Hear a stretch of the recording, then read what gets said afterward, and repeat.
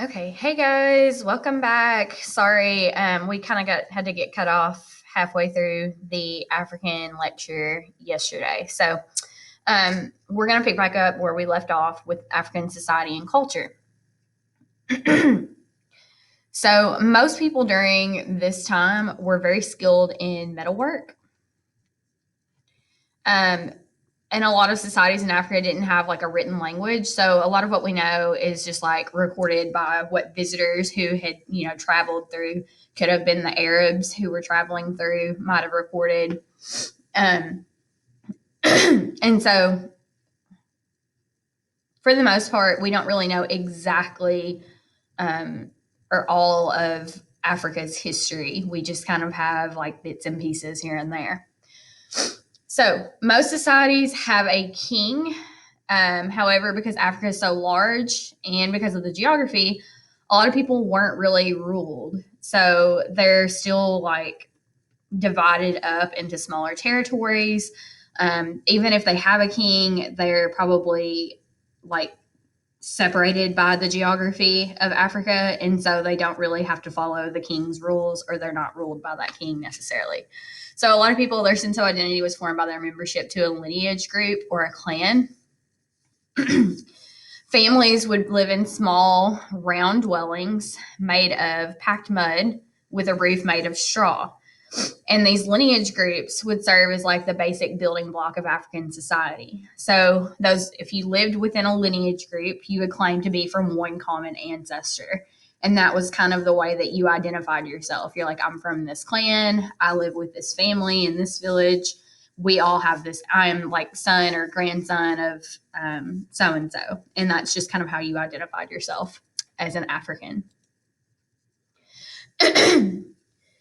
So women are usually subordinate to men, pretty typical like patriarchal kind of system.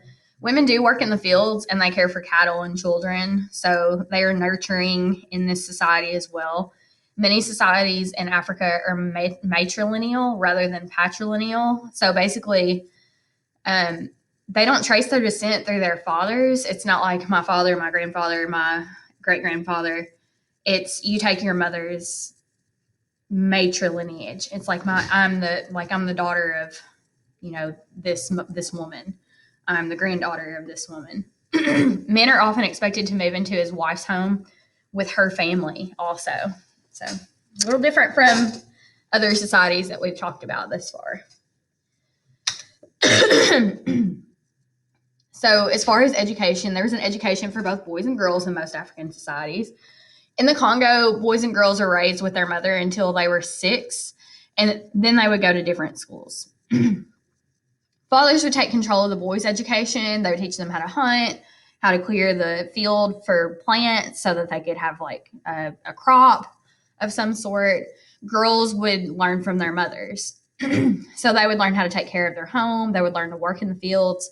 And then they were just taught about like what it meant to be a good wife, how to be a good wife. So pretty typical from what we've seen thus far.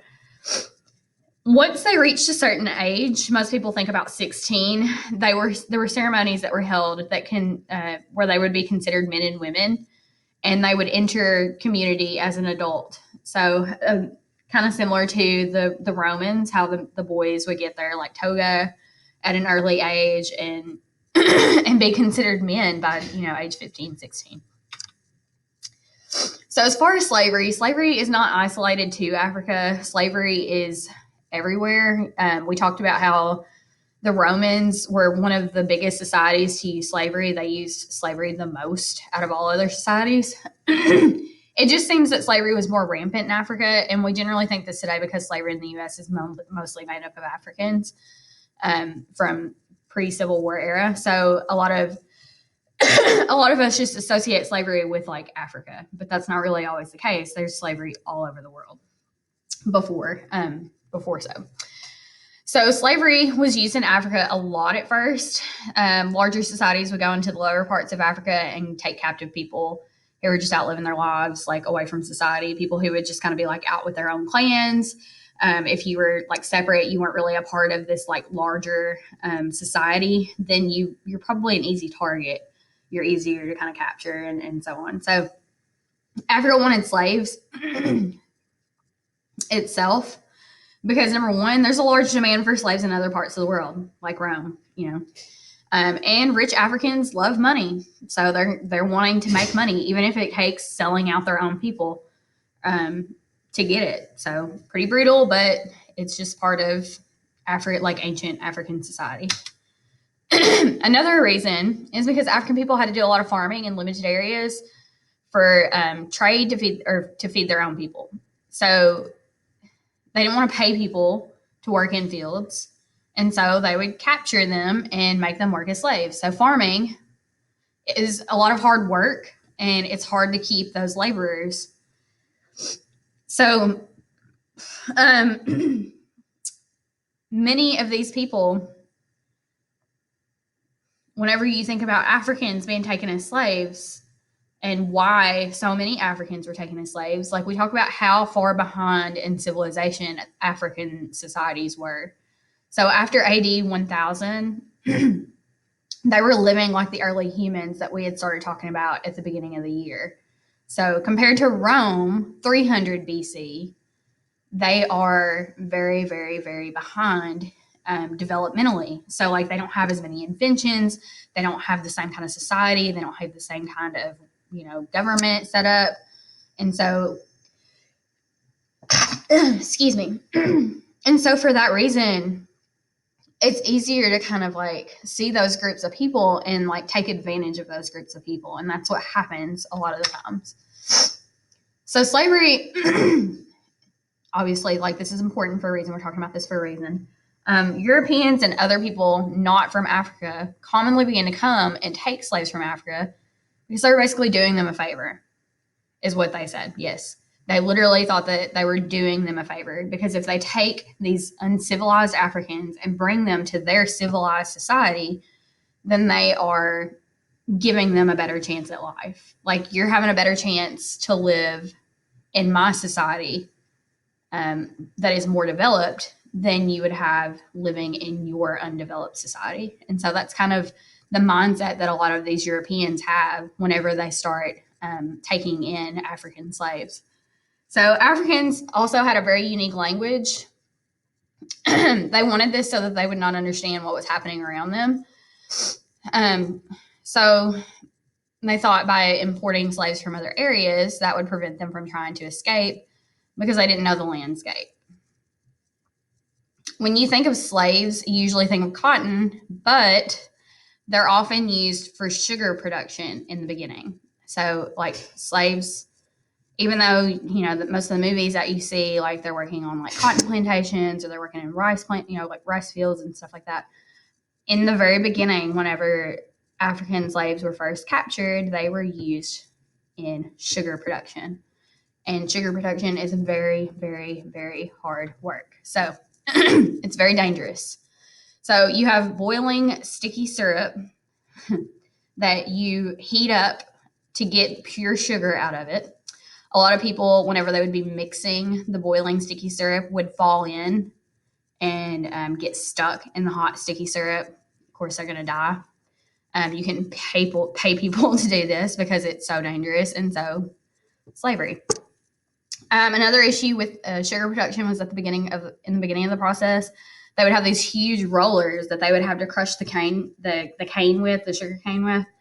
And so the rollers are like, huge barrels that are, heavy metal, hardcore. And so people would have to put their arms really near the rollers to make sure the cane would go all the way through and get crushed all the way through. And a lot of slaves would, like if your hand got caught, they would get stuck in the roller. A lot of people get crushed in the roller. A lot of people, they would keep axes next to the rollers so that if someone's hand got cut off, if someone's hand got stuck, they would just, chop it off instead of like letting the whole person just get crushed, It's like you can chop off a hand and still live, or you can go through the entire roller and get crushed to death. So sugar production, very dangerous, mostly slave labor. And this is what one of the rollers looks like, FYI. So yeah, if you can imagine like your hand getting caught in the roller because it's steadily going, like they don't stop it. They're working hard. It's quite gruesome. So once slaves were captured, they were often forced on long walking journeys to get to the coast where they would be boarded on ships. And so a lot of these slaves would die before they would actually make it to the ship because it's such a terrible voyage. Like they're being forced to walk through this rough terrain. They're not being taken care of. They don't have food, water, and stuff like that. And I don't know, maybe those people were the lucky ones because they didn't have to make it to the slave trader ships and be sold, die on the ship or get sold into slavery. And work terrible, gruesome jobs. So a lot of times after they got to the coast, they would be met by a white trader who would take them to the boat and load them up in the way that they would do. I'll show you in a second a picture of the boat, how they would load up the slaves in the boat for optimal storage of their bodies. For most Africans, it was the first time that they'd ever seen a white person, and they thought white people were taking them to eat them a lot of the times. There's a book called Equiano, and it is it is very, very interesting. It goes into detail of you get a story about it tells a story of a man getting captured by white European men, and he tells them we don't know what's going on. They could be taking us to eat us or whatever. They can't understand what they're saying. They don't speak the same language, so there's no telling. And that's just the start. So when they travel by boat in the tiny spaces, they are left in tiny spaces, covered with feces through what we call the Middle Passage. We'll talk about that in a few chapters when we talk about the Atlantic slave trade. But for the most part, these are I know it's probably hard to see, but that's a head, body. They are shoulder to shoulder, lined up amongst each other around the outsides of the ships. So this is one layer, and this is another layer. And so they don't get up, they don't go anywhere. A lot of people think about the people who get seasick, the people who are getting nauseous on the boat. They've never been on a boat before. And so you've got people that are vomiting. You have people chained next to you that have probably died, even starved to death, or they're just exhausted, die from exhaustion, stuff like that. So you could be chained to a dead person for, a few days or weeks before someone notices and throws them overboard. So definitely a really sad situation, but these are actual diagrams of how they would order the ships so that they could fit the maximum number of slaves to get the maximum amount of money. So anyway, moving on. According to religion, so there's many different religious beliefs throughout Africa due to all the different civilizations. However, most of them had a common belief in a single higher god and a lot of lesser gods below that one. So they're polytheistic. They believe that there's one big god and then a bunch of other small gods. So most African civilizations communicated with the gods by ritual. These were carried out by diviners, who were people who believed that they had the power to foretell events. They could work with supernatural forces. Basically, the gods would speak through these diviners. Most of them are employed by the king, and so they work alongside royalty. It's a really nice position for sure, if you're fortunate enough to have that kind of a job. Most diviners would perform ritual ceremonies. They were dedicated to ancestors as well, because the ancestors have already died and gone to heaven, or they're closer to the gods, and so they believe that the ancestors had power to influence for good or evil in their descendants. So as Islam spread, many people began to convert to Islam, because remember, they're right beside the Arabian Peninsula. So you do have a lot of Muslims in Africa as well, especially in northern Africa. It's very common. But you still have a lot of these kind of tribal beliefs where they believe in, worshiping their ancestors or worshiping these smaller gods and this one main god. So most painting, literature, and music were shaped around religious conviction. The earliest form of African art was rock paintings, and they would, show people hunting, herding, like whatever trades that they worked. Wood carving is a really respected trade. So this is a wood figurine that's been carved. And this is something that a lot of people, it took talent. It's an artist type job, and it's a respectable job. A lot of people would whittle wood and make these ancestral figurines and statues and masks. Here's another kind of like statue, and you see the detail in it. These figurines that they would use, they're very, very beautiful. So now, as music, African music and dance are often used as a way to communicate with the spirits as well. So African music taught young people information about the history of the community also, because they didn't have written languages. And so they would like tell stories, or they would sing songs to pass on legends and religious traditions. So storytelling told by special people called griots served as historians who kept history alive. So there's a video clip here of some African music to listen to. We actually are going to have an assignment where we read some African folk tales and talk about the different like the characters and like what we can learn about them through their society, what lessons are learned through those stories. And these are pretty common instruments. This is like some sort of a string instrument that they use.